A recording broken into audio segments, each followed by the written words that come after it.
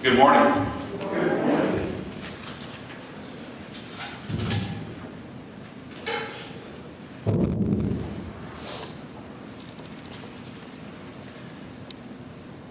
How many of you parents ever had your child come home on a Friday night and study?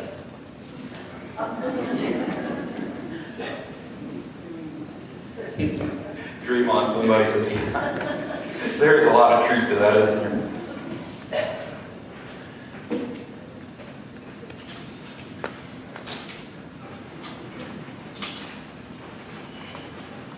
Well, Friday night, I come home and my youngest child was buzzing around the house and he goes, I gotta study. And for the next 3 hours, he went to his room and he diligently was on his computer studying. And boy, I'd like to tell you how great that makes me feel. But it wasn't about schoolwork. It was something much more important in his life. He was studying for his driver's permit.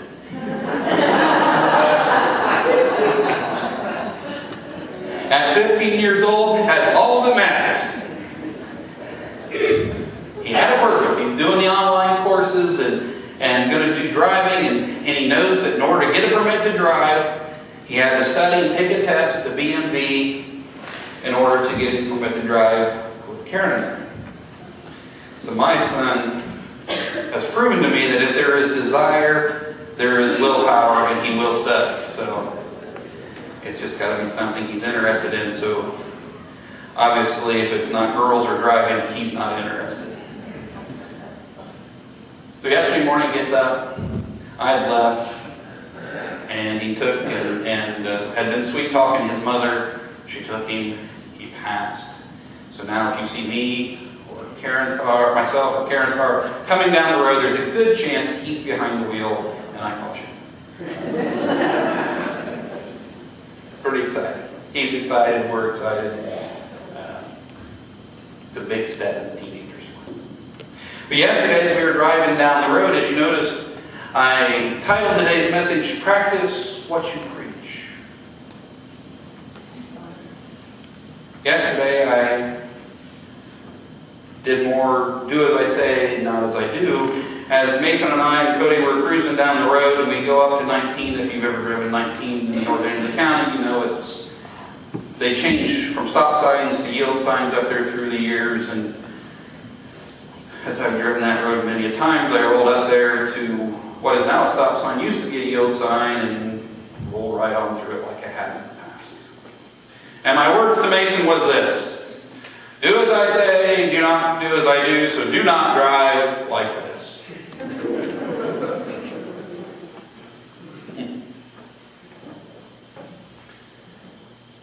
How often do we, instead of practicing what we preach, we live more do as I say, not as I do? The scriptures today come in the middle part of this 12th chapter. The Pharisees, the scribes, some of them in the beginning of chapter 12, the end of chapter 11, Jesus is teaching in the temple, and they've come up to Jesus and they're questioning him. They're trying to figure out a way to trap him.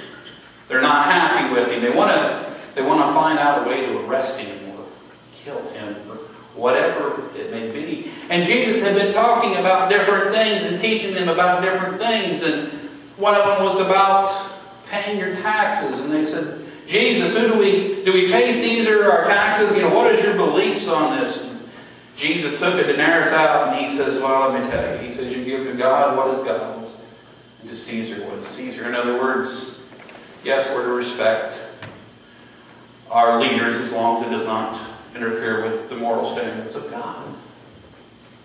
Well, then they got to talking about marriage, and they says, in the Old Testament, they said if a woman is married, her husband dies, and the man has brothers, he's to marry the widow if she has no children. And they give an example of 7 men who had died and the wife had been passed from one brother to the other, never having children. And he says, well, what happens when the woman dies and she comes into heaven, who will she be with? And God says, understand that you don't understand the true power of God, and in heaven there is not marriage. So as they were sitting there, these scribes, they were still questioning, they were debating, and they were talking with God. And finally one scribe says, Jesus, he says, tell me in short, what is the greatest commandment? What is it that you say is the most important? Jesus says, I'll give you two. Love the Lord your God with all your heart and your soul and your mind and your strength, and to love your neighbor as yourself.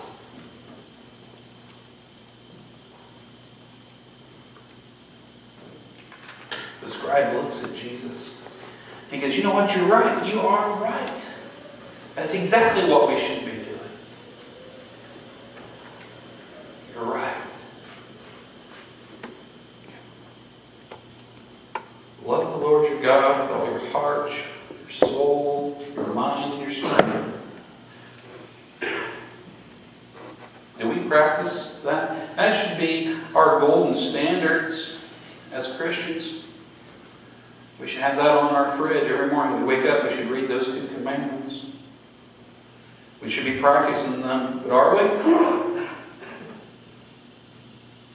What God was saying in the first commandment was, I'm a jealous God.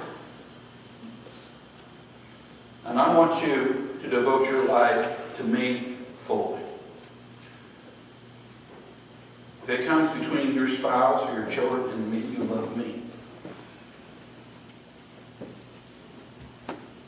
I'm a jealous God. And then he says, then we're to treat what? Others as we would treat ourselves, as we would want to be treated, to love our neighbors as we love ourselves. God does not say in either of those commandments for us to put our possessions or ourselves ahead of others or Him. Amen? And so the scribe that was sitting there, he agrees to these. He says, I agree. You're right. And as you go down, you see Jesus. And he says this to him. Mark 12:38. As he taught, Jesus said, watch out for the teachers of the law. They like to walk around in flowing robes, be greeted with respect in the marketplaces, and have the most important seats in the synagogues and the places of honor at banquets. They devour widows' houses and for show make lengthy prayers. These men will be punished most severely.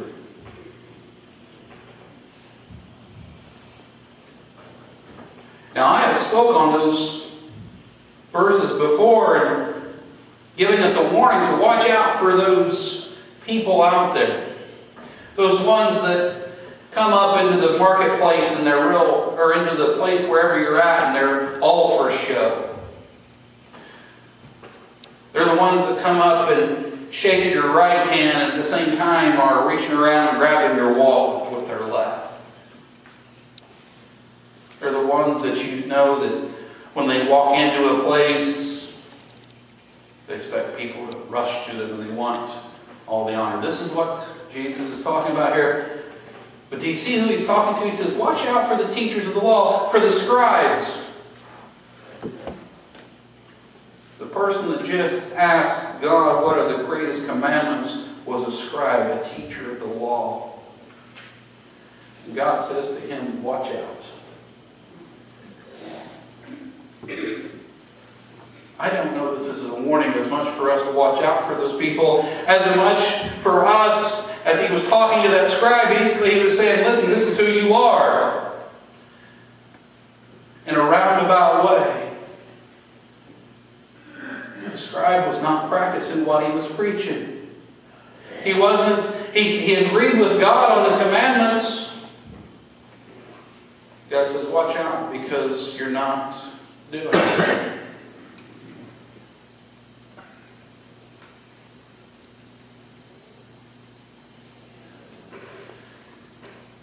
as Christians, we must be cautious, as I believe Jesus was warning this scribe and describing him. And it's a warning for us to watch for those people, but I think it was a test for us too to do a little self-check. It was about the attitude of the scribe. His heart is what God was talking about there. You see, because it mentions in there, you see that he's saying about all these things that this scribe likes, or this teacher of the law. He likes to be the most important. And there's a few little words in there. It says, and he devours widows' houses while giving long prayers.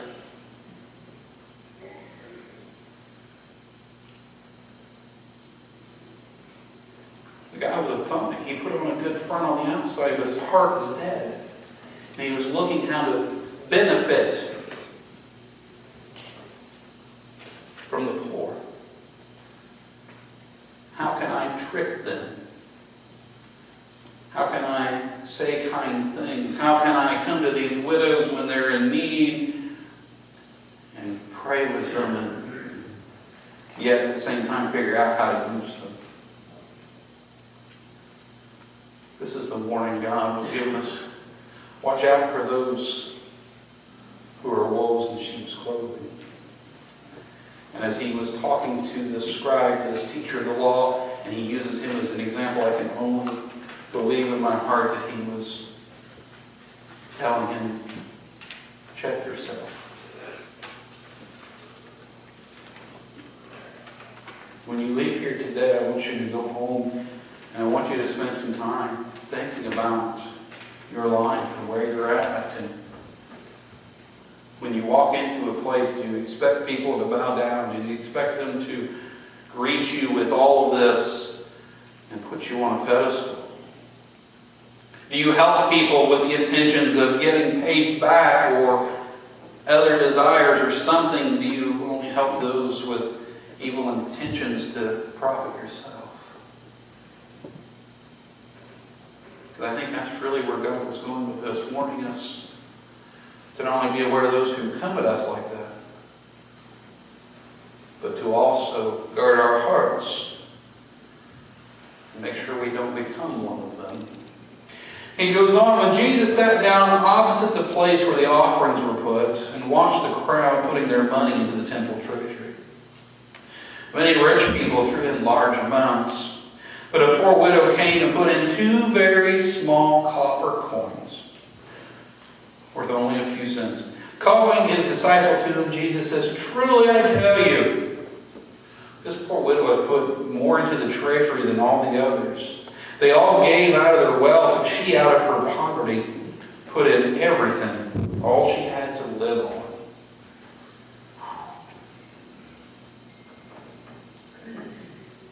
This is a great story if the pastor wants to preach on tithing and giving and trusting, and I believe in that.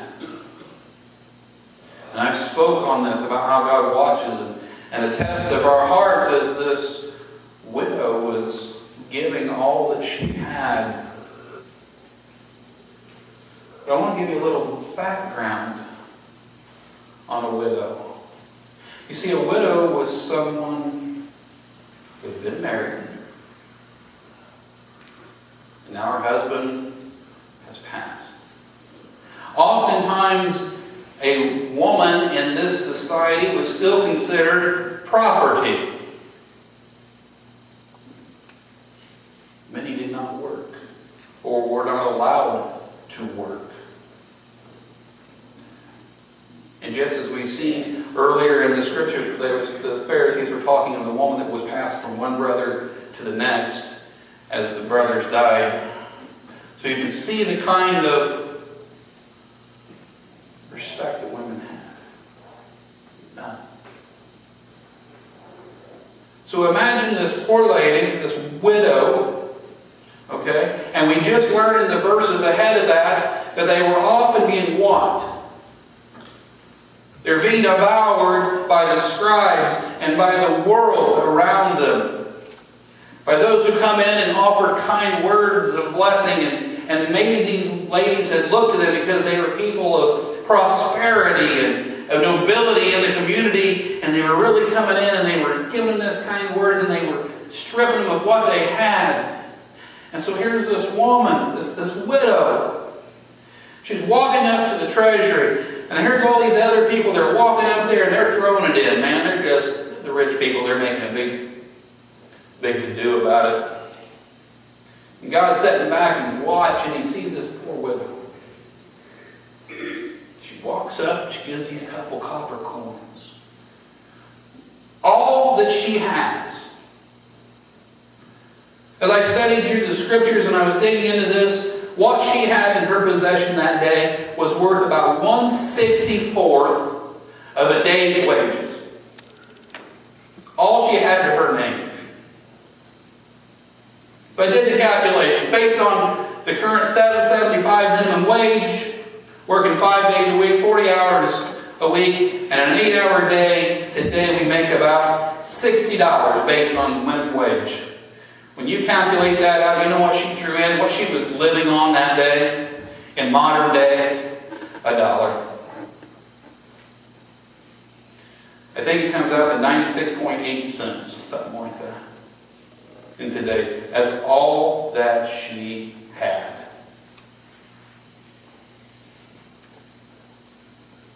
She walked up, gave it all. Now this is a great lesson, isn't it? We can go, yes, she gave all that she has. As I prayed in our offering prayer this morning, we recognize that all that we have is a gift from God, or we should recognize that. And so this woman, all that she had, she just put in that bucket. Her true heart was what the 2 commandments that God had just given. Love me with all your heart, your mind, your soul, and your strength. And love one another as you would love yourself. She put it all there. She's trusting in Him completely. God says, man, she's blessed more than any of the rest of them. They're up there for show.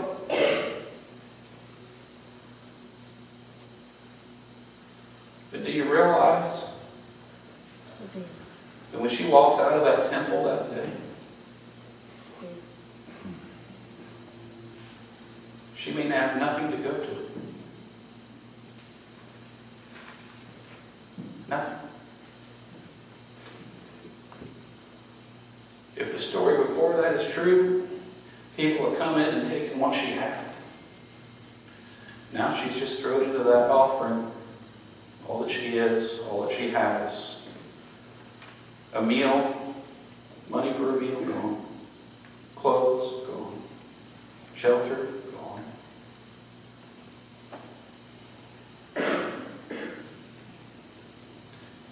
The time the scriptures were written, many people adhered to God's law of no sexual activity prior to marriage. The innocence of a woman was valued greatly. Consummation of a marriage was to be the first time for a man and a woman to come together. The women valued not all, because there were prostitutes and all that. But I tell you that to think about this poor lady. Because her husband has left her, she has devoted her life to God, her heart, her body. And I tell you this because what happened oftentimes after the scribes and the people had come in and taken what they had, all they had left was to sell their bodies to the men in the neighborhood.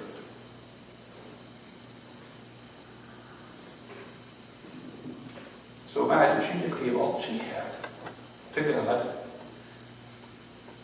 out of love and faith.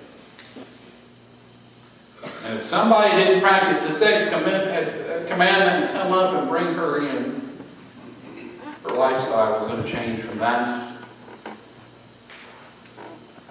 of dignity and respect to debauchery and lust.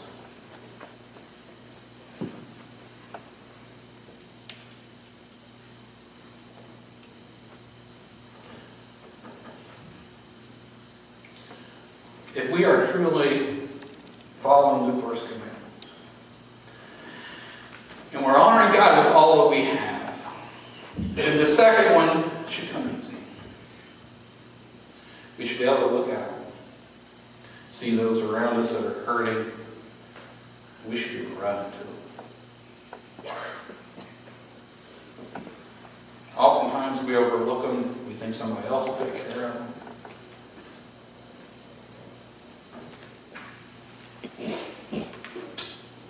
But just like that widow who was going to have to give up everything. She was being devoured by the world. There's so many people around us today that are being devoured as people take advantage of them. I'm not saying that everybody's innocent. That's not what I'm saying. But there's so many that could use help that can't get it. We're one of the wealthiest nations in the world. And oftentimes we put our own selfish desires and our possessions ahead of the neighbor. Ahead of God. God warned the scribe about his actions and his self being all about him and not about God. And then he tells us of this poor widow who's about to be devoured that could clearly be receiving help if they were following the second commandment.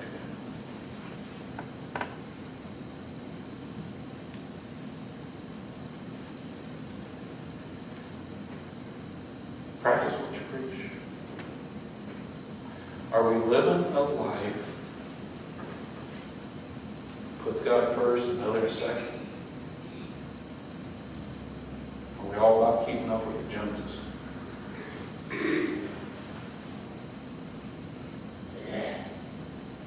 I give Mason to do as I say, not as I do.